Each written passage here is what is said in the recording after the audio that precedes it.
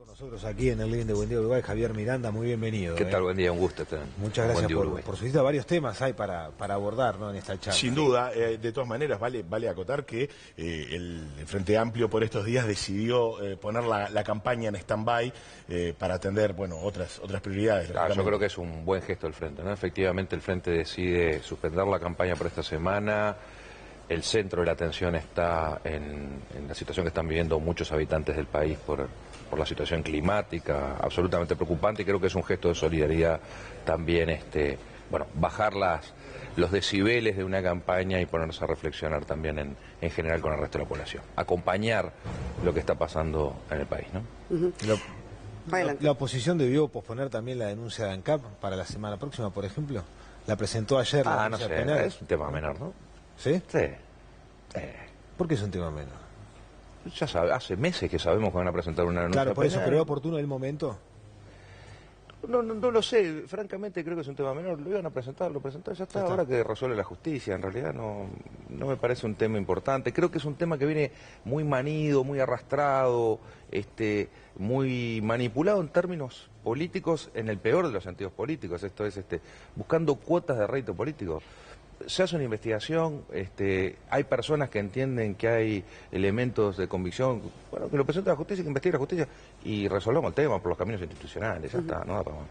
Miranda, usted ocupa desde el 2010 la Secretaría de Derechos Humanos, por supuesto que estaremos también profundizando en lo que ha sido ese trabajo llevado adelante en materia de derechos humanos, algo tan importante para todos los uruguayos, pero por otro lado quería preguntarle sobre esto de ser independiente dentro del Frente Amplio. ¿Por qué nunca eligió un sector al que pertenece? No, bueno, originalmente sí, en el 84 yo estaba sectorizado durante ese año. Lo que pasa es que a partir de ese momento yo decidí ingresar al movimiento social. Y yo creo que no era bueno para el movimiento social que yo estuviera sectorizado. Eso le hacía mal al movimiento social. O sea, en la medida en que uno se identifica con un sector político, cuando está en el movimiento social, eso puede sesgar al movimiento social o condicionarlo. Entonces preferí en aquel momento, bueno, la medida que yo opté por meterme en el movimiento social, no tener participación sectorizada. A su vez dice que esto de ser independiente es algo favorecedor a futuro si tuviera que ocupar, por ejemplo, la presidencia del Frente Amplio, ¿no? Esta cosa de articular el diálogo entre sectores. Quizás, bueno, una de las situaciones que complica algunas veces dentro del Frente Amplio la polarización de puntos de vista. El lío que me mete en la campaña, pero bueno, no quiero rehuir a la pregunta. Yo creo Estamos hablando también del Frente Amplio. No, está bien, correcto, por eso, y en ese sentido, exacto. Yo creo que hay que... Simplemente un tema de cuidado, ¿no? Pero sin duda. A ver, yo creo que es importante volver a ganar confianza en la conducción de cualquier partido político, ¿sí? Hay que volver a ganar confianza en la política. Eso me parece central. Entonces, en una coalición de partidos, que además es un movimiento como el Frente Amplio, me parece que una persona independiente genera mayores niveles de confianza en los distintos sectores. Y en los distintos actores que componen el conjunto político. ¿Sí? Eso me parece central. Creo que ese es un dato fundamental y además es un tema de equidistancia o de equilibrio entre los distintos sectores. Permite los distintos sectores. Y además esa es la tradición del Frente Amplio. Y creo que es una tradición valiosa. ¿Sí? Creo que hay que volver a lograr un Frente Amplio que sea, además de una coalición de partidos, lo cual sigue siendo fundamental, y yo creo que los sectores fuertes son centrales, también es importante que el Frente retome, reempuje la senda aquella del movimiento. Yo creo que los frente amplistas hoy son mucho más frente amplistas que sectorizados. ¿Sí? A la hora de votar, que yo, efectivamente, votan sectores, pero... Incluso la actitud de las personas sectorizadas es primero en defensa del frente amplismo, y todos así lo anuncian. Sin embargo, tengo personalmente la impresión de que en el relato actual de la izquierda predomina la visión de un sector por sobre otro. Yo creo que lo que predomina es en la conciencia colectiva de que hay predominios de sectores, y eso es una mala cosa. Y eso es una mala cosa. Yo creo que eso es una de las cosas que hay que quebrar. O sea, volver a instalar en la imagen política, no, un frente que es frente amplismo, es un partido, es una fuerza política, ¿sí?, que además tiene sectores dentro, pero que es básicamente una fuerza política con una unidad programática muy sólida, ¿no? Muy más allá de las elecciones, ustedes ya han asumido algunos riesgos en estos tiempos, como por ejemplo cuestionar el hecho de que algunas decisiones que son importantes para el país tengan que pasar por el plenario del Frente Amplio. Sí, no tanto eso. Yo lo que digo es que creo que el plenario no refleja el sentimiento del frente amplismo. O sea, notoriamente, hay decisiones que se han tomado que notoriamente no están reflejando el sentimiento de los frente amplistas. Y eso provoca un alejamiento de los frente amplistas. Por ejemplo... De los adherentes, de los simpatizantes, por etcétera. ejemplo, el TISA o la declaración de respaldo... Lo del TISA no. Yo, con respecto al TISA, yo lo que dije es que lo que creo que no había que hacer era que la fuerza política tomara la decisión y en consecuencia actuara el gobierno. Lo que dije con respecto al TISA es que entiendo que es una decisión de gobierno. Por supuesto que el gobierno debe consultar a la fuerza política que lo respalda y cuyo programa lleva adelante el gobierno. Pero la decisión es de gobierno, no de la fuerza política. Ahora, yo lo escucho a usted y entiendo como que acá hay dos definiciones distintas, ¿no? Cuando se refiere a frente amplista, se refiere al votante y al sentir del votante. Sí. Votante, adherente. Exactamente, afiliado o no, militante o no, pero el votante del Frente Amplio. Y por otro lado, los líderes que tiene el Frente Amplio. El Frente Amplio definió en algún momento como colcha de retazos que supo estar bien surcida y con un objetivo en común. Hoy entiende que hay que volver a surcir cuestiones que se fueron despegando entre sí, que no tenían un mismo objetivo común dentro de los líderes, hablo específicamente. A ver, hay varias cuestiones. Yo creo que una de las virtudes del Frente Amplio es justamente ser una coalición y movimiento que es capaz de abarcar un gran espectro en la izquierda. Pero el gran mérito del Frente Amplio históricamente ha sido la unidad de la izquierda. Y yo creo toda la izquierda del Frente Amplio, ¿no? Sin ningún sector excluido. Que debatan ideológicamente adentro del Frente Amplio. Toda la izquierda. Yo creo que hay que abrir las puertas del Frente Amplio para el acercamiento de toda la izquierda. De la misma manera que creo que hay que abrir la puerta del Frente Amplio para la participación de todo el mundo. Y no que quede reducida la toma de decisiones a algunos grupos chicos. Y también, eso lo digo en términos de los dirigentes. Obviamente, todos los movimientos políticos, incluso los movimientos sociales, generan liderazgos, lo cual es natural. Pero el liderazgo es un tema de coyuntura. Lo que importa es la tradición de las ideas que está por detrás, ¿no? Yo creo que justamente uno de los problemas que hemos tenido últimamente en el Frente es que se ha, de alguna manera, personalizado la discusión, se ha sectorizado la discusión y se ha perdido la discusión de ideas, que es lo que está en la base, ¿sí? Y eso es lo que hay que retomar.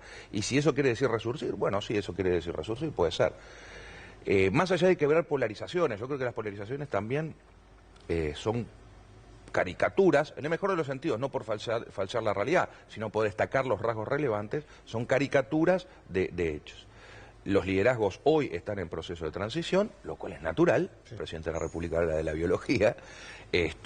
Yo creo que es necesario efectivamente un recambio de los liderazgos, no porque los viejos dirigentes no sirvan, sean malos o que no, simplemente porque se cumplen ciclos y hay que saber generar alternancias.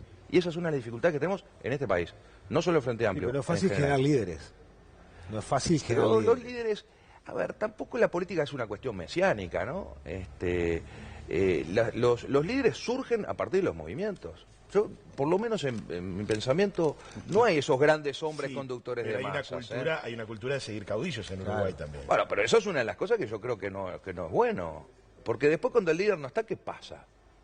Y podemos dar ejemplos eternos, pero además, porque eso genera la inamovilidad en el poder, la eternización del poder, y eso es una mala cosa. Aun cuando a mí me guste mucho una persona cómo condujo un movimiento, un país, una organización, lo que sea, un cuadro de fútbol, y podría dar varias anécdotas, yo creo que es buena la alternancia, francamente creo que es buena la alternancia. Quedarse en el poder mucho tiempo no es una buena cosa. Y hay procesos en la izquierda latinoamericana que vienen con... En la izquierda y la derecha, por supuesto. Sí. Stroessner duró 40 y tantos años, ¿no? Hablaba, digamos... Bueno, por la duda, porque no solo de izquierda este fenómeno, ¿no? No, hablaba de años más recientes. Claro. Ahora, entonces, usted decía más jóvenes en la política, incluir también al Frente Amplista de distintas formas, ¿no? Que tenga como una participación más activa. Por otro lado, decía, el plenario no representa muchas veces a ese sentir Frente Amplista, que me parece que es una autocrítica también importante. Sí, claro. Entonces, ¿cómo se empieza a gestar ese cambio que usted propone y que de alguna manera después hay que articular en la práctica? Bueno, abriendo puertas y ventanas, generando nueva forma de participación. Yo creo que es básico generar nueva forma de participación. ¿Cómo cuáles, por ejemplo? A ver, el gran invento del Frente Amplio, uno de los grandes inventos del Frente Amplio, el gran invento fue la unidad de la izquierda. Casi nada de invento. Pero uno de las grandes propuestas del Frente Amplio fundacional fue el comité de base, ¿no? O sea, llevar la discusión al barrio, al espacio territorial, donde los vecinos se juntan a hacer política. Hacer política quiere decir discutir, intercambiar puntos de vista, hacer propuestas, ¿no? Eso es hacer política, que además debe tener esa escala, que es la escala de los comunes, ¿sí? Que me parece muy valiosa. Hoy los espacios de socialización no son en el barrio. ¿Cuánto tiempo está cada uno de nosotros en su barrio? Yo ahora que volví a tener perro, volví a pasear por el barrio, pero realmente estoy poco en el barrio, porque voy a trabajar, porque son muchas horas de trabajo fuera de casa, ¿sí? Entonces, ¿cuál es mi espacio de socialización? Sigue siendo el lugar de trabajo. Bueno, ahí hay que retomar entonces el comité funcional. O sea, hacer política en el lugar de trabajo. Esto no quiere decir dejar de trabajar, ¿eh?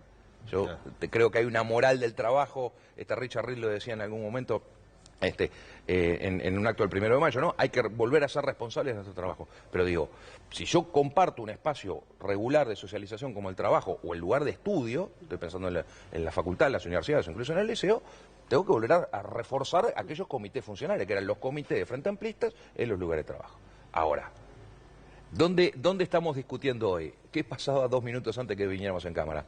Estábamos los cuatro chiqui, ¿no? Con el Twitter, con el Facebook. Acá hay un espacio de socialización. Este es un espacio de socialización central y sobre todo es un espacio de socialización de los más jóvenes. Allí tenemos que actuar. Allí también es un espacio para la política, porque la política es el ocuparse de las cosas comunes, de los comunes, y entonces necesitamos los espacios públicos. Esas son formas.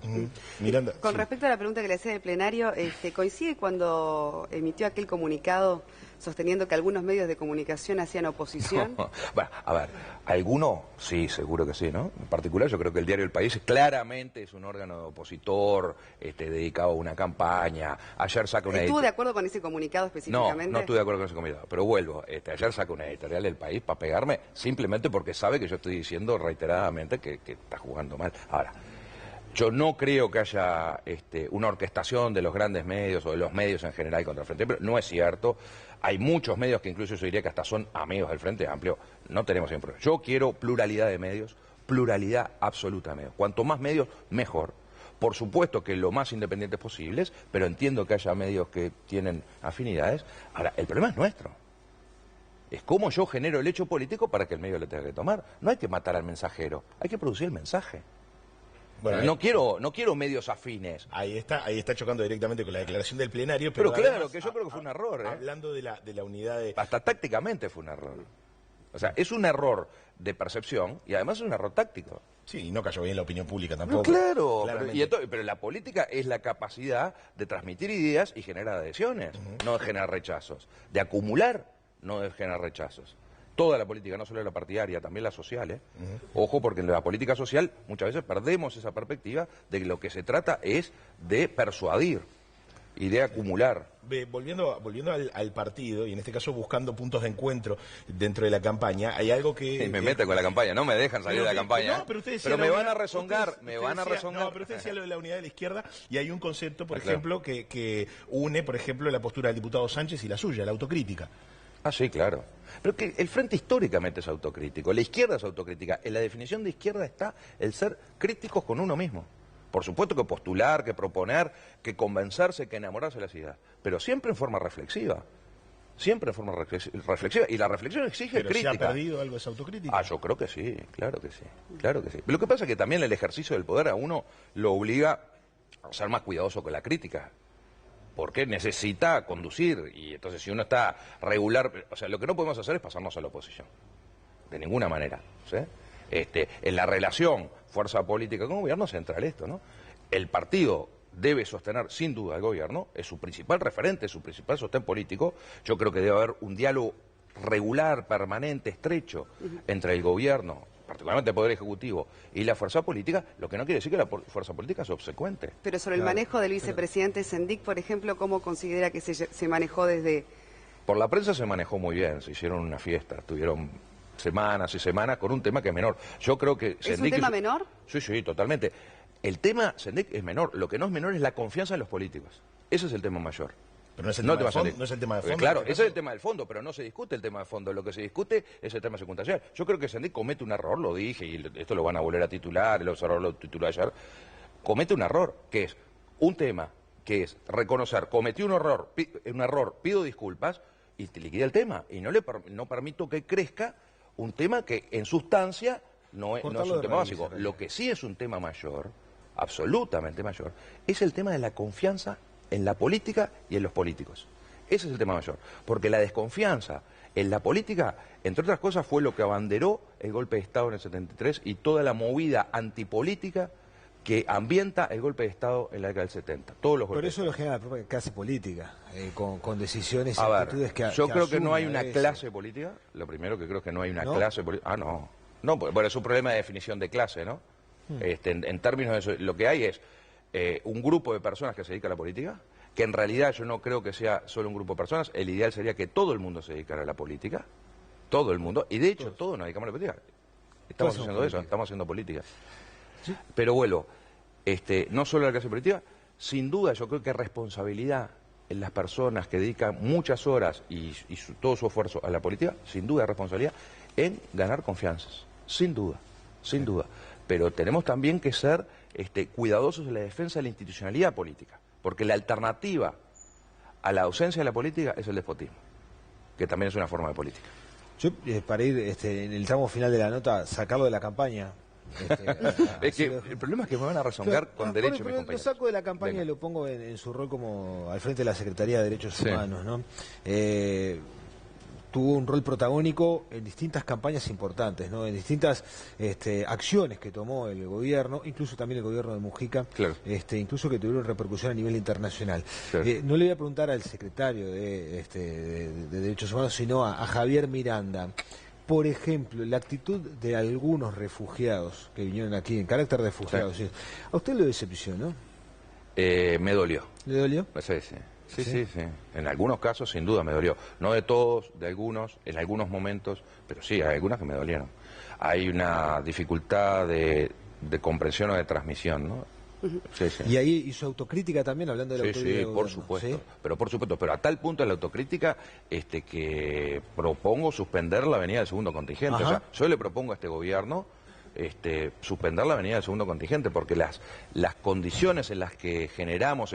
A ver, cuando nosotros decidimos en el gobierno de Mujica, junto con el canciller Almagro, acoger hasta 120 refugiados, yo quiero recordar que así fue, reasentar hasta 120 personas, decidimos distribuirlos en dos contingentes. ¿Por qué? Justamente, como no teníamos ninguna experiencia, escuchamos otras experiencias, como la experiencia sueca, la experiencia chilena, etcétera, incluso la brasileña, dividamos en dos contingentes. ¿Para qué? Y bueno, para aprender, si se quiere, para disminuir los riesgos, para acotar los riesgos, y por eso vinieron 5 familias en octubre de 2014.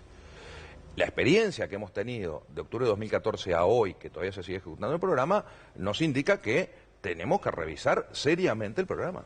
Y en consecuencia suspendemos el segundo contingente, lo suspendemos sin edad. Pero si usted dice revisar, ¿lo dice en qué sentido? Porque también una de las quejas máximas de los refugiados eran las condiciones de vida que se les ofreció aquí. Bueno, pero esas son las cosas que yo no estoy de acuerdo y que me parecen injustas y que a uno le duelen. Pero son percepciones. Pero desde su lugar, ¿cuál diría que ha sido esa falta de entendimiento, verdad? Con los refugiados, a mí lo que más me preocupa es la capacidad de coordinación adentro de la institucionalidad pública para este fenómeno de refugio. Eso es lo que realmente me lleva a decir hasta acá. El que las personas que llegaron aquí tuvieran más expectativas de las que era esperable es entendible. Es entendible, es absolutamente entendible. Por eso yo no lo censuro, yo no voy a hablar, podría dar los nombres, no voy a dar los nombres de la persona. Con muchos mantengo una relación muy afectuosa.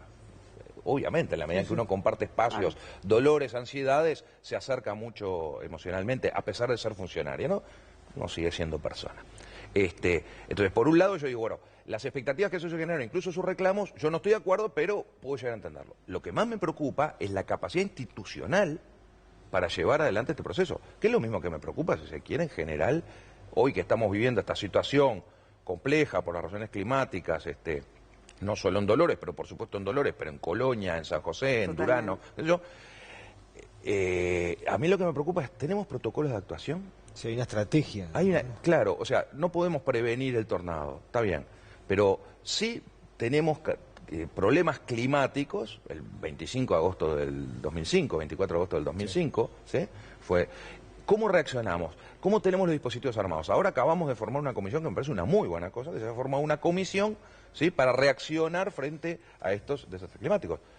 Y yo creo que es eso, lo que me preocupa son los protocolos de actuación y la coordinación institucional del gobierno. Acá estoy hablando propiamente como gobierno, como miembro del Poder Ejecutivo, como secretario de Derechos Humanos de la Presidencia de la República. Yo siento que nos falta capacidad de coordinación interinstitucional. Nos parecemos más a una federación de secretarías, ¿sí?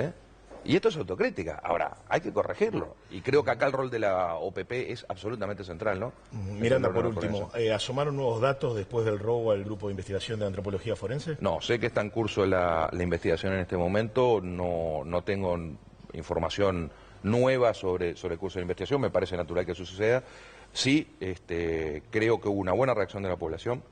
Es altamente preocupante lo que sucedió. Y hay que condenarlo, ¿no? Yo creo que la primera actitud es... No, así no, de ninguna manera. O sea, volver a generar espacios de miedo, de terror, es inaceptable. Y que queden reductos, bolsones que reivindican la actuación para generar el miedo en la población con este tema, me parece una barbaridad. Muchas gracias. Lo convocaremos Por favor, para encantado. cuando sí se pueda profundizar un poco más en la Pero campaña. Pero con mucho gusto, encantado, vale la pena Claro que sí, conversar, con mucho gusto. Doctor Javier Miranda, muchas gracias. Por favor.